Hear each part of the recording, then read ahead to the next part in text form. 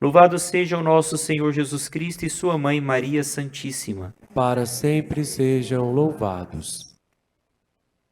Hoje nós, na primeira leitura, ouvimos um pouco da história de José, filho de Jacó, filho de Israel, né? Ontem na leitura, Jacó luta contra Deus e por isso recebe o nome de Israel, como aquele que lutou contra Deus e os homens e saiu vencedor.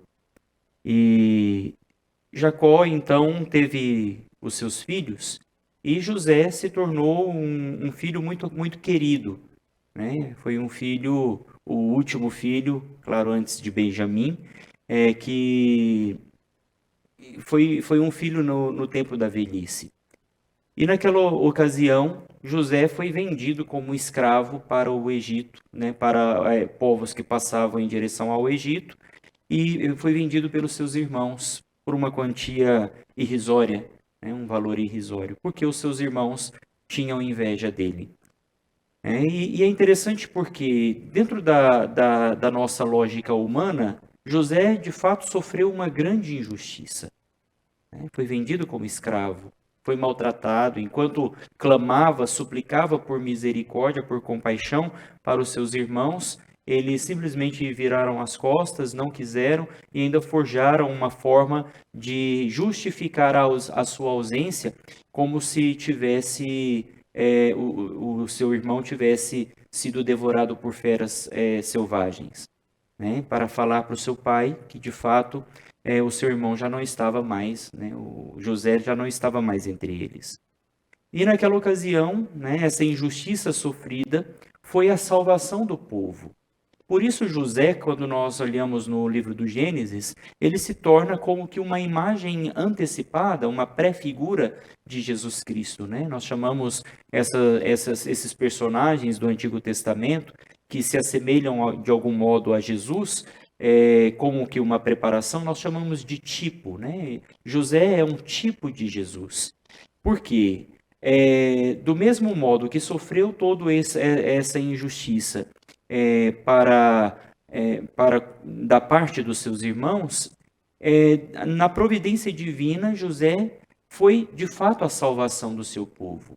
Né? Assim como Jesus também, com laços de amizade, com laços de uma relação de intimidade, Jesus escolhe hoje no Evangelho 12 entre os seus discípulos para que se tornassem de fato seus apóstolos, se tornassem amigos mais próximos.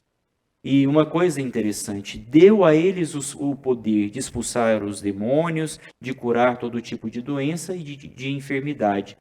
Ou seja, a mesma autoridade que Jesus recebe do Pai, os discípulos recebem de Jesus, com a mesma autoridade que Jesus tem para realizar obras que ultrapassam as forças da natureza ou a lógica, a ordem das realidades humanas, né, humanas e físicas da criação, também agora os apóstolos têm a mesma autoridade.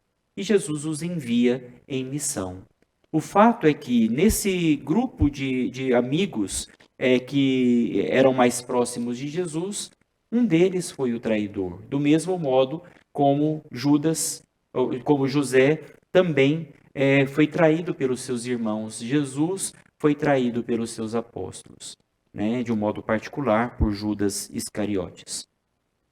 Mas o fato é que, apesar de tudo isso, na providência divina, Jesus escolheu homens para que para que pudesse representá-lo sobre a terra, não só naquela ocasião, mas a igreja tem à sua disposição homens, mulheres, né? Mas de um modo especial me refiro aos sucessores dos apóstolos, aos bispos, escolheram homens para poder manter a fé que foi recebida do próprio Jesus.